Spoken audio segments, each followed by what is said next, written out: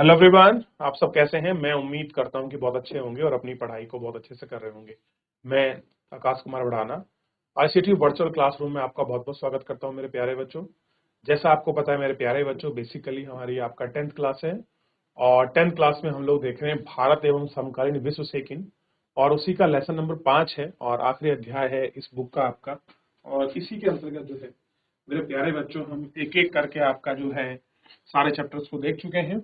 तो पिछले चैप्टर में हमने भारत में उद्योग की स्थिति को समझा था कि भारत में कैसे आपका पटसन उद्योग लगा, कैसे हैवी इंडस्ट्री लगी, कैसे कैसे भारत में औद्योगिक युग आपका शुरुआत हुई थी। इन सबको हम लोग पिछले लेक्चर में देख चुके थे। आज हमारा इसका अंतर्गत आपका नया लेक्चर है। हम देख रहे हैं मुद्रण संस्कृति और आधुनिक दुनिया। यानी कि मुद्रण का मतलब है जब आपका प्रिंटिंग शुरू हुई है तो प्रिंटिंग की संस्कृति क्या है। संस्कृति मतलब है जो आज हमारे सामने जिस फॉर्मेट में ये बुक आपको छपी हुई हमारे सामने मिली है। एक दौर था कि हम जो भी कुछ लिखते थे आपका पांडुलिपि में लिखते थे। पांडुलिपि का मतलब है जितना भी हमने लिखा है शुरुआती तौर को अगर आप देखोगे वो हमने वृक्ष के पत्तों पर, भोजपत्र पर, पेड़ों की छालों पर हम लोगों ने आपका जो हमारे पत्थर है उसके बाद फिर आपका पत्थर पर लिखना शुरू हुआ, फिर जो धातु है धातु पर लिखना शुरू हुआ। तो इस तरीके से हमारा जो आरंभिक स्थिति रही है बेसिकली जो आपकी लेखन शैली की, वहां से लेकर आज तक आपका आधुनिक जो आपका समाचार पत्र है, इलेक्ट्रॉनिक जो आपकी मीडिया है, उस तक के सफर को, संस्कृति को हम लोग आपका इस लेक्चर के अंतर्गत आपका गौर करके बहुत अच्छे से पढ़ेंगे। क्लियर है? तो टॉपिक आज का आपको पता ही है, मुद्रण संस्कृति और आधुनिक दुनिया को हम लोग आपका देखने जा रहे हैं। चलिए, कोई बच्चा है किसी स्कूल में जो आपका कोई भी बच्चा माइक लेकर आपका चैप्टर को पढ़े? है कोई वॉलेंटरी बच्चा? जीआईसी देवप्रयाग, माइक ले ले कोई एक बच्चा अगर आपका चैप्टर पढ़े तो। कोई एक बच्चा। हेलो, क्या नाम है आपका? मेरा नाम सुमित राणा है सर। ठीक है सुमित, आप पढ़ें बेटा। Good morning sir. Very good morning. Thanks. पढ़िए, आप यहाँ से पढ़ना प्रारंभ करें। मुद्रित या छपी हुई सामग्री के बगैर दुनिया का कल्पना हमारे लिए इतना मुश्किल है हम अपने चारों तरफ जहां नजर दौड़ाते हमें कोई ना कोई छुप छपी हुई चीज दिखाई देगी। किताबें, पत्र, पत्रिकाएं, अखबार, मशहूर तस्वीरों की नकलें, मेज पर पड़े नाटक में प्रोग्राम, सरकारी सूचनाएं, कैलेंडर, डायरी, सड़क के किनारे विज्ञापन और सिनेमा के पोस्टर आदि आदि। हम छापा हम छपा हुआ साहित्य पढ़ते हैं, पेंटिंग देखते हैं, अखबार पढ़ते हैं और सार्वजनिक दुनिया में चल रहे हैं विवादों का जायजा लेते हैं। हम मुद्रित दुनिया में अस्ति- अस्तित्व में अस्तित्व में मानकर चलते हैं। हम सोचते कि भी हम सोचने की भी जरूरत नहीं पड़ती कि छपाई के पहले भी एक दुनिया थी। हम हम शायद ही महसूस करते हैं कि छपाई का अपना एक इतिहास है और इस इतिहास ने हमारे समकालीन जमाने को आकार दिया है। यह इतिहास क्या है? समाज में मुद्रित सामग्री कब से चलनी शुरू हुई है? आधुनिक दुनिया को बनाने में इसकी क्या भूमिका थी?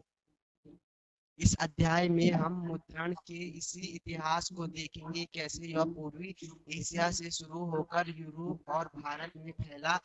हम मुद्रण तकनीक के प्रसार और प्रभाव को सामाजिक जीवन में आए बदलाव से जोड़कर समझने की कोशिश करेंगे। बैठ जाइए, बैठ जाइए, किसी थैंक और यू। बच्चे को मौका देने के लिए धन्यवाद। देखिए, चैप्टर हमारे सामने है कि प्रिंटिंग प्रेस का कैसे दूर हुआ और प्रिंटिंग प्रेस का जो जो आपकी छपाई है वो हमारे जीवन में हमको कहाँ कहाँ दिखाई देती है। जीआईसी देवप्रयाग, आप प्रिंटिंग प्रेस को सबसे पहले तौर पर समझिए। आपकी क्लास में पीछे एक आपका पोस्टर लगा हुआ है, क्लियर है? वो प्रिंटिंग प्रेस का है, इसमें लिखा है वर्चुअल क्लास।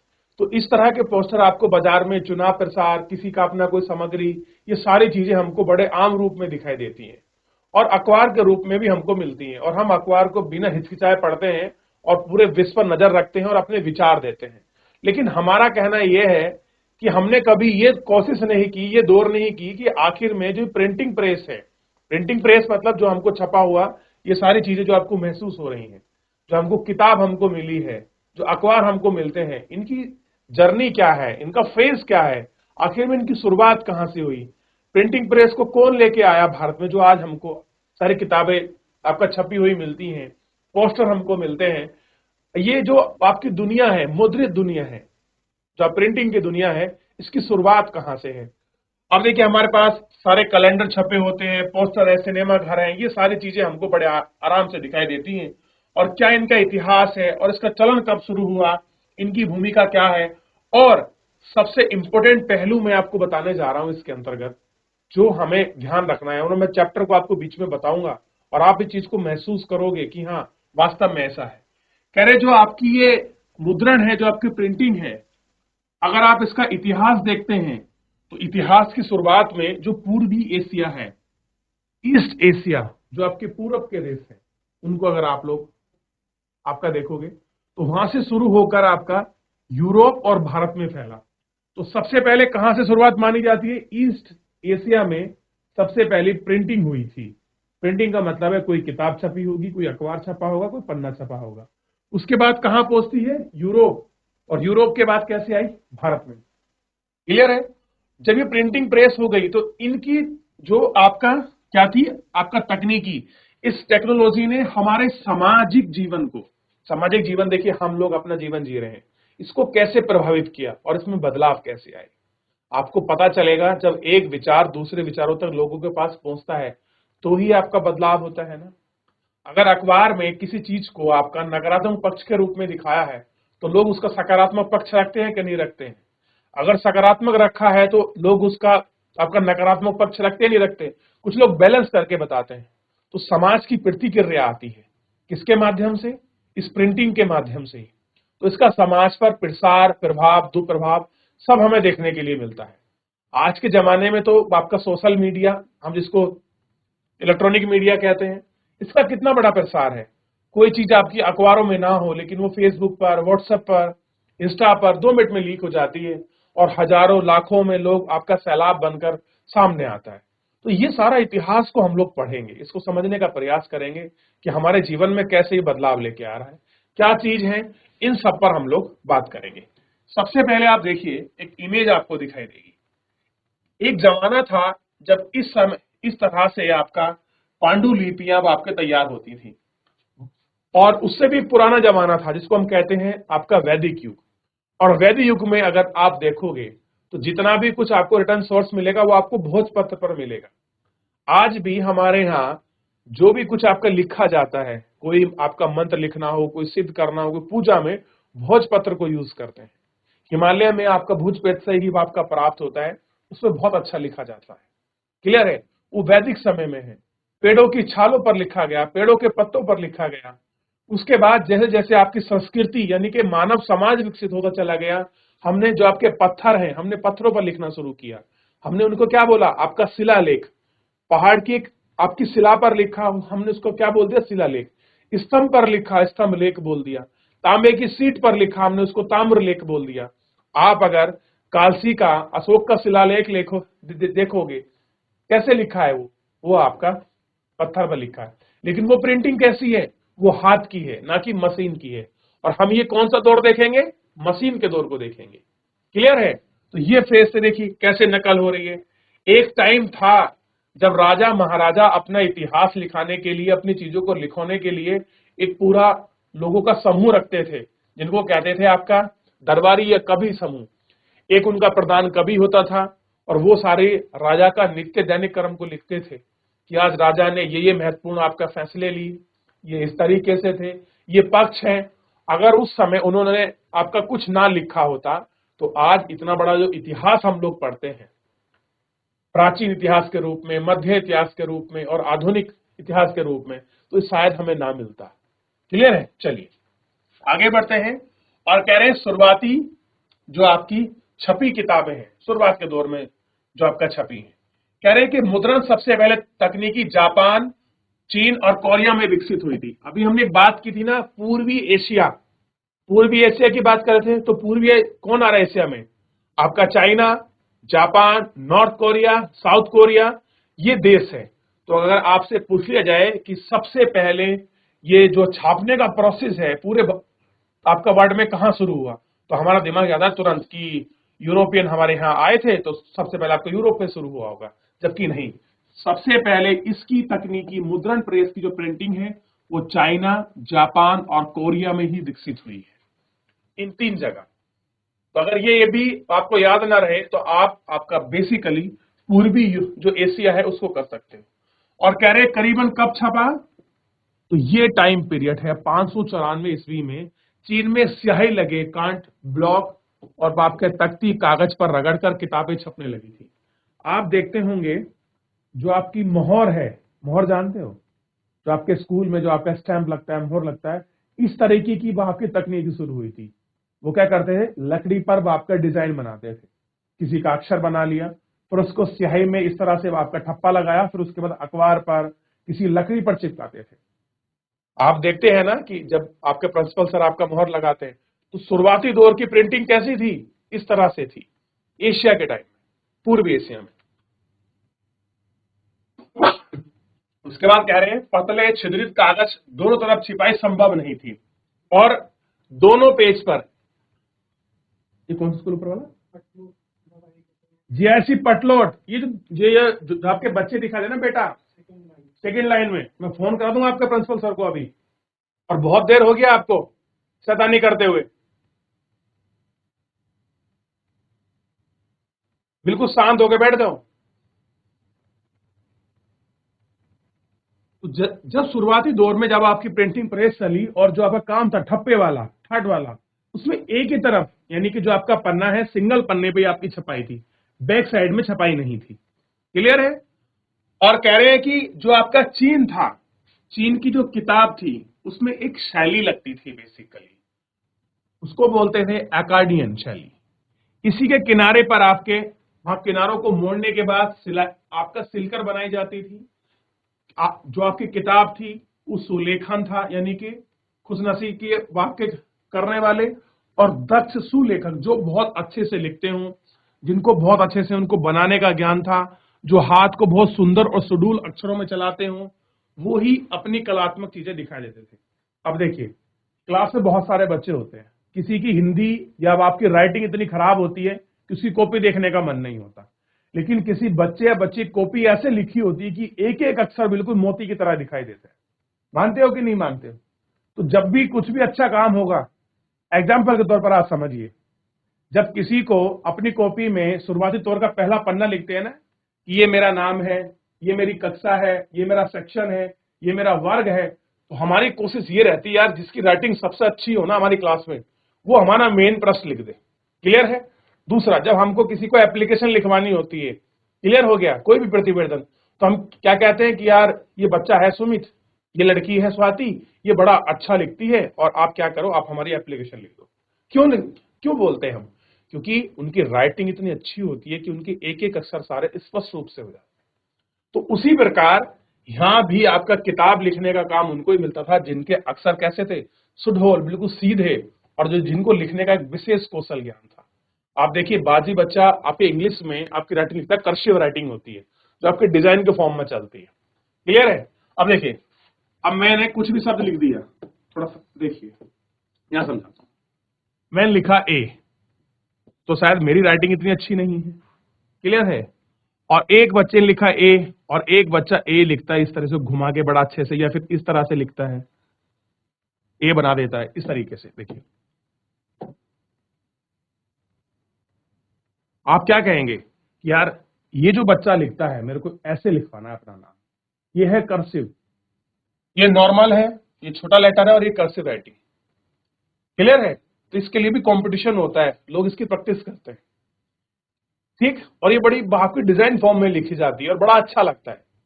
तो उस समय भी किताब लिखने का काम उनको ही मिलता था, छापे का, जो अच्छे से लिख सकते थे। क्लियर है? चलिए थोड़ा सा आगे बढ़ते हैं और देखते हैं। कह रहे कि एक लंबे अरसे, अरसा मतलब होता है बहुत लंबा समय आपका निकला हो, अब आप कहते हैं कि एक अरसा हो गया, अरसे का मतलब है 10, 20, 50 साल, पता नहीं कितना समय, एक अरसा था कि तक मुद्रित सामग्री का सबसे बड़ा उत्पादक चाइना यानी कि चीन राजतंत्र था। तो सबसे ज्यादा जो भी आपकी प्रिंटिंग चीजें मिलती थी पूरी दुनिया में, वो आपका चाइना में मिलती थी। क्लियर है? सिविल सेवा परीक्षा से नियुक्त चीन की नौकरशाही में विशालकाय थी, यानी कि सिविल सेवा की परीक्षा होती थी और नियुक्ति भी चीन में नौकरशाही उसी माध्यम से होती थी। तो चीनी राजतंत्र में इन परीक्षाओं के लिए बड़ी तादाद में किताबें छपाते थे, यानी कि सिविल सेवा की परीक्षा के नियुक्ति के लिए जो आपकी बुकें छपती थी वो इसी फॉर्मेट में छपती थी।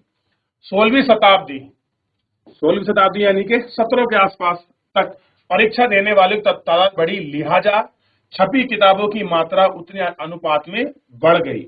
17वीं शताब्दी तक आते आते चीन के शहरी संस्कृति फलने फूलने के बाद छपाई का इस्तेमाल में विविधता आई। विविधता का मतलब है एक चीज से ज्यादा ऑप्शन हमको मिलने लगे। अब देखिए, सोशल मीडिया प्लेटफॉर्म में पहले एक था फेसबुक, लेकिन आज कैसा है, विविधता है। हम इंस्टा चला सकते हैं, हम व्हाट्सएप चला सकते हैं, हम आपका ट्विटर चला सकते हैं, हाइक चला सकते हैं, ना जाने कितने सारे फंक्शनल हैं। तो विविधता मतलब जब बहुत सारी चीजें हमको मिल जाए, तो क्या हो गया, विविधता आ गई। अब मुद्रित सामग्री के उपभोक्ता, यानी कि जो आपके प्रिंटिंग वगैरह जो आपकी लिखी सामग्री है उसके उपभोक्ता मतलब जो उसको कंज्यूम करेगा, जो उसको लेगा, जो उसको खरीदेगा, वो क्या हुआ, उपभोक्ता। सिर्फ क्या था, विद्वान और अधिकारी जन नहीं थे। पहले छपी किताबों को कौन खरीदता था, जो विद्वान होगा, जो अधिकारी होगा। आम आदमी किताब आज भी बहुत कम खरीदता है। क्लियर है?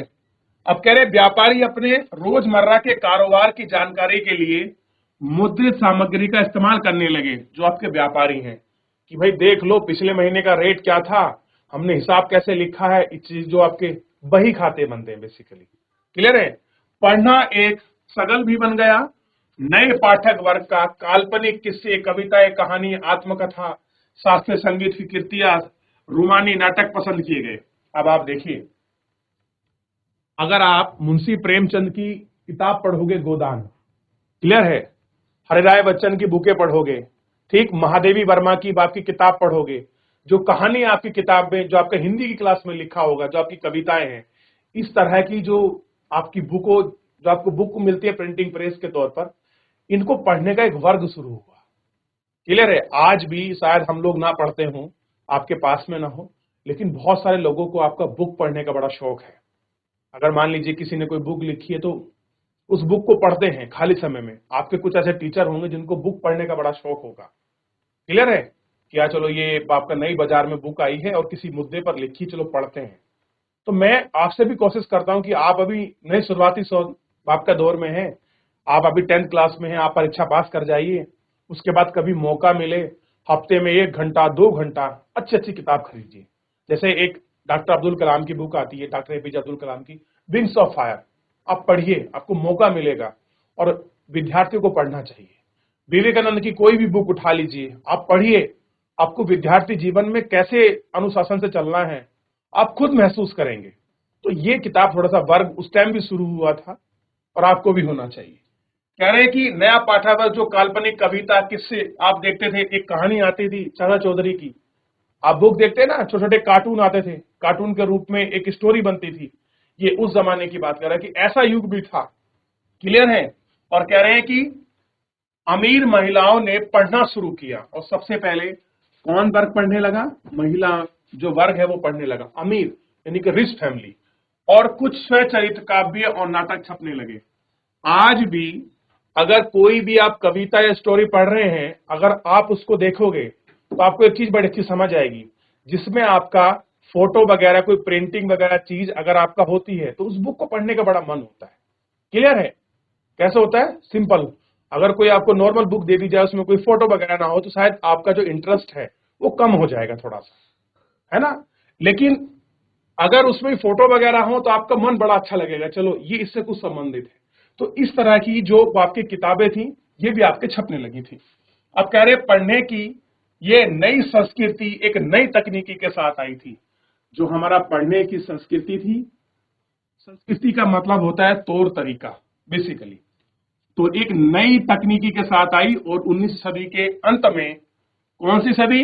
19वीं सदी। याद रखिए, यही है आधुनिकता का दौर, जब आपका प्रिंटिंग प्रेस वगैरह शुरू होंगी। अभी तक तो कैसे चल रहा है? मोहर के रूप में छापे बना दिए, लिखाई चल रही है, इस तरह से काम हो रहा है। लेकिन 19वीं सदी के अंतिम में पश्चिमी शक्तियों द्वारा, पश्चिमी शक्ति का मतलब है बेसिकली यूरोपियन से, जब भी हम वेस्टर्न कल्चर की बात करें, पश्चिमी सभ्यता की बात करें, तो हम समझ लीजिए कि हम यूरोप की बात कर रहे हैं, यूरोप कॉन्टिनेंटल की बात कर रहे हैं, यूरोप महाद्वीप की बात कर रहे हैं। और यूरोप महाद्वीप में जितने भी देश आते हैं, क्लियर है, चाहे आपका फ्रांस हो जाए, जर्मनी, हंगरी, आपका ये सारे ऑस्ट्रिया वगैरह, ठीक, Iceland, Norway, Sweden, France, Austria, इस सब की हम लोग बात कर रहे होते हैं बेसिकली, क्लियर है। अपनी चौकियां स्थापित की और पश्चिमी मुद्रण तकनीकी मशीन प्रेस का आयात भी हुआ। अब यहां से क्या कर गई भारत में? आपका मशीनी प्रेस, प्रिंटिंग प्रेस भारत में आ गई और पश्चिमी शैली के स्कूलों की जरूरतों को पूरा करने वाली संघाई प्रिंट संस्कृति का नया केंद्र बन गया। अब क्या बन गया? संघाई। और संघाई जानते हैं कहां पड़ता है? चाइना में पड़ता है, क्लियर है, ठीक, केंद्र बन गया। हाथ की छपाई की जगह अब धीरे धीरे मशीन और यांत्रिकी, यानी कि जो बेसिकली जो आपके मशीन से किताबें छपती हैं, छपने लगी। पहले किससे होता था? हाथ से फोटोकॉपी बनती थी। कैसे बनती थी? हाथ से फोटोकॉपी। कोई किताब देखी और आपने उसकी नकल उतार दी, इस तरह से आपकी प्रतिलिपियां तैयार होती थी। लेकिन अब ऐसा नहीं है, अब तो प्रिंटिंग प्रेस से एक ही साथ आप कमांड दीजिए, पूरी बुक छप कर निकलती है आपके सामने, ठीक। अब दौर है नया, और नए दौर में ये तो था चाइना का इतिहास कि चाइना में कैसे बुक की आपकी शुरुआत हुई और आधुनिकता के दौर में कहां तक पहुंचे। अब 3 देश को आप देख रहे थे, चाइना, जापान और कोरिया, क्लियर है। कोरिया बेसिकली उस कोरिया की बात कर रहा है जो नॉर्थ और साउथ में नहीं था, पूरा एक कोरिया था।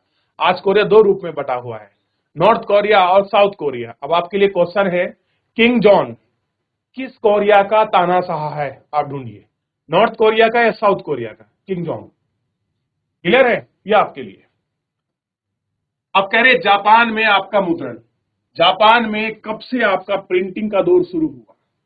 तो सबसे पहले देखिए, चीन में बौद्ध प्रचारक, बौद्ध प्रचारक यानी कि वो समय जब आपका बौद्ध धर्म आपके चरम सीमा पर रहा होगा, जब बौद्धों का एक बहुत बड़ा आपका उत्थान था, उस समय कह रहे हैं कि 768 और 770 के आसपास छपाई की तकनीकी लेकर जापान आया। कब आया? इस समय आपका जापान में ये टेक्नोलॉजी आपका छपाई की दौर क्या हुई? शुरुआत। ये कब का टाइम पीरियड है? जापान का। लेकिन आप इसके पीछे थोड़ा चलो, तो अगर आप चाइना को देखोगे,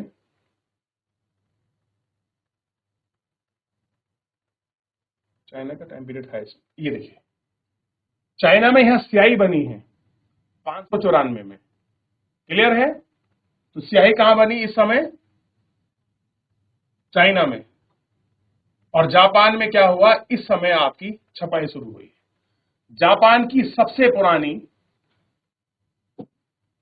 868 में छपाई पुस्तक डायमंड सूत्र है। तो अगर आप देखोगे, जापान की सबसे पुरानी जो ओल्डेस्ट बुक है, ये छपी हुई है इस टाइम में, क्लियर है। कब छपी है? 868 के जो आपका समय पीरियड है, इसमें कह रहे इसमें पाठ के साथ साथ कंठ पर खुदे चित्र भी हैं, यानी कि लेसन दिए हैं। और कंठ पर खुदे मतलब जो आपके लकड़ी की जो मोहर के जो आपके ठप्पे बनकर जो आपके प्रिंटिंग हुई थी, जिसको हम कहते हैं स्टाम्प जैसा, भी आपको देखने के लिए मिलेगा। कह रहे हैं कि तस्वीरें अक्सर कपड़े और ताश के पत्ते, कागज, नोट की छपाई की जाती थी। मध्यकालीन जापान में कभी भी छापते थे और गद्यकार और किताबें सस्ती और सुलभ थी, यानी कि जापान में किताब क्या थी? अच्छे आराम से आपको मिल जाती थी। प्रिंटिंग का दौर नहीं था इस समय, ये सब आपकी खुदाई थी। और इसमें चित्रात्मक जो आपकी बुकें हैं, वो सब यहाँ आपको इसमें बेसिकली देखने के लिए आपका मिल रही थी, क्लियर है। और इस तरह की सबसे पहले छपी हुई बुक थी, आप इसको देख लीजिए, इसको हमने डायमंड देखना चाहिए। ये छपी हुई बुक है, इस तरह से जापानीज भाषा में छपी हुई है, क्लियर है। आपको इस पर डिजाइन में समझना बेटा, ये उनकी लैंग्वेज है। ऐसी है ये जापानीज, आपका उनकी लैंग्वेज है, ठीक है। और आपको पता होना चाहिए कि जापान में जितनी आपकी सुनामी, आपका फ्लड और भूकंप आता है, इतना शायद किसी और देश में आता हो। और उनके पास अपने रिसोर्सेज संसाधन भी नहीं है, वो टापू पे बसे हैं, समुद्र के ऊपर पहाड़ियां हैं, उनमें आपका जापान बसा है। और सबसे ज्यादा अगर कोई चैलेंजिंग फेस करता है कोई कंट्री पूरी दुनिया में, तो मेरा ऐसा मानना है कि वो जापान है। और जापानीज टेक्नोलॉजी और जापानीज एजुकेशन का दुनिया में कोई तोड़ नहीं है आज भी।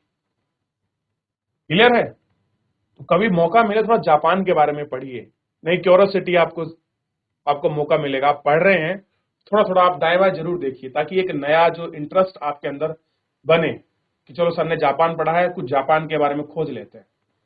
शायद 1000 में से भी या 4-5 हजार में से भी अगर एक बच्चा भी खोज लेना बहुत बड़ी बात है। हमारी क्या कोशिश रहती है, चैप्टर पढ़ लिया ना, आपने पढ़ा दिया, हमें समझ आ गया, बंद करते हैं किताब, कल यहाँ से ही मिलेंगे। लेकिन जबकि हमारी जिम्मेदारी होना चाहिए कि अगर कुछ चीज हमको नहीं मिल रहा तो हमको सीखना है। जैसे अगर आप जापान के बारे में पढ़ोगे तो आप उसकी इमेज भी देखोगे कि आखिर में जापान है कहाँ। सर ने कहा था कि आपकी पूर्वी एशिया में, हमें तो ये नहीं पता एशिया है किधर। क्लियर है?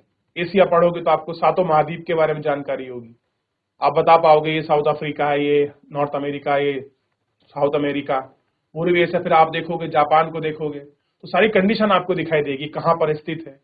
क्लियर है? फिर चाइना को देखोगे तो चाइना का बॉर्डर आपको दिखाई देगा, अरे यहाँ इस तरह की चीजें हैं।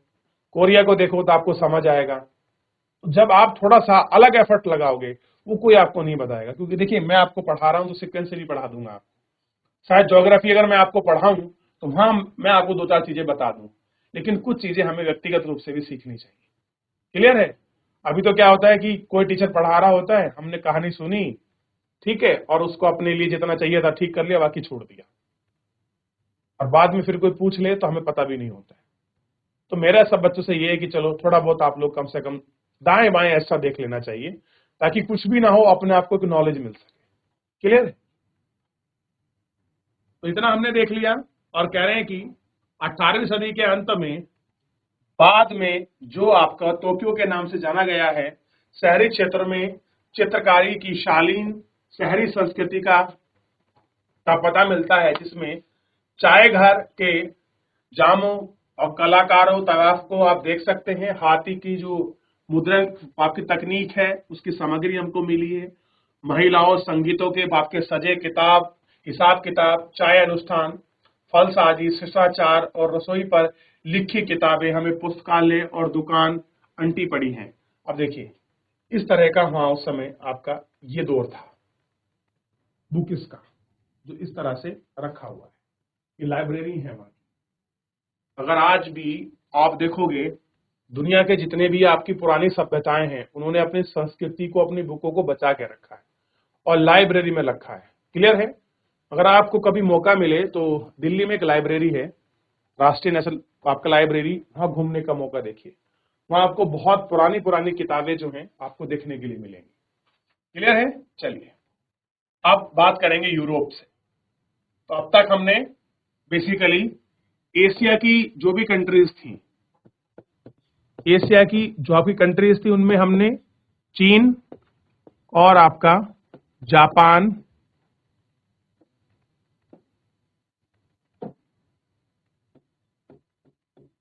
जापान को देख लिया कि इनमें किस तरह से आपका प्रिंटिंग का दौर था। एशिया, और एशिया में भी बात करें तो ईस्ट एशिया जो आपकी पूर्व एशिया है। क्लियर है? अब बात करेंगे यूरोप में, क्योंकि जब भारत में प्रिंटिंग प्रेस आई, चलिए एक क्वेश्चन याद रख लीजिए, अगर मैं आपसे क्वेश्चन पूछूं कि भारत में प्रिंटिंग प्रेस को लाने का श्रेय किसका है? ऑप्शन है अंग्रेज, यानी कि जो आपके ब्रिटिशर हैं, बेसिकली ब्रिटेन के, जो आपके ब्रिटिशर्स को, फ्रेंच को, और आपका डच को, या फिर जो आपके पुर्तगाली थे उनको। बताइए कौन भारत में प्रिंटिंग प्रेस लेके आए हैं? अंग्रेज, डच, फ्रांसीसी या पुर्तगाली? बताएगा कोई बच्चा? जैसी भटखोला, अटल उत्कृष्ट जीआईसी भटकोला, आप बताओगे बच्चों? हेलो, क्या नाम है सर आपका? पुर्तगाली लाए थे, अंजलि पुर्तगाली लाए जियाल। थे। अंजलि जी, शाबाश, सही बात है, पुर्तगाली लाए थे। बैठ जाइए। Thank you sir. Thank you. चलिए, एक काम करिए, थोड़ा सा एक नया, अगर आप बता ही रहे थोड़ा सा और अच्छे से करते हैं। पुर्तगाली भारत में क्या क्या चीज लेके आए थे, कल आप लिख के लाइए और बताइए कि पुर्तगाली द्वारा भारत में कौन कौन सी चीजें आपका लाई गई थी और जो आज आम रूप में चलन में हमको देखने के लिए मिलती है। ये बहुत अच्छी बात है कि आपने पढ़ा कि पुर्तगाली द्वारा ही भारत में सबसे पहले आपका प्रिंटिंग प्रेस को लगाया गया था और गोवा में सबसे पहले प्रिंटिंग प्रेस आई थी। क्लियर है? उसी उसी टाइम से ही भारत में जो आपका प्रिंटिंग प्रेस का दौर है वो आपका शुरू होता है। क्लियर है? तो जैसे हम लोग आपका यूरोप की स्थिति को पढ़ते चलेंगे तो भारत में भी जो आपका प्रिंटिंग प्रेस का जो आपका डेवलपमेंट है उसको हम लोग साथ में देखते चले जाएंगे और सारी चीजें हमको क्लियर हो जाएगी। बस आप कोशिश करिए कि आप पूरा फोकस बनाकर रखें। ठीक, चलिए बात करते हैं यूरोप में मुद्रण का आना, कि कैसे कैसे भारत में उस समय आपका प्रिंटिंग जो है भारत में आना। ठीक है, तो फिलहाल तो समय हो गया है, तो जो हमारा कल का लेक्चर है उसमें हम लोग यूरोप में जो है आपका प्रिंटिंग है उसके पूरे इतिहास को और भारत में कैसे कैसे शुरू हुआ इसको हम लोग देखेंगे। तो फिलहाल मेरे प्यारे बच्चों, आज के इस लेक्चर में इतना ही। मिलते हैं नेक्स्ट लेक्चर में, तब तक अपना ध्यान रखिए, स्वस्थ रहिए और अपनी पढ़ाई को बहुत अच्छे से करते रहिए। धन्यवाद।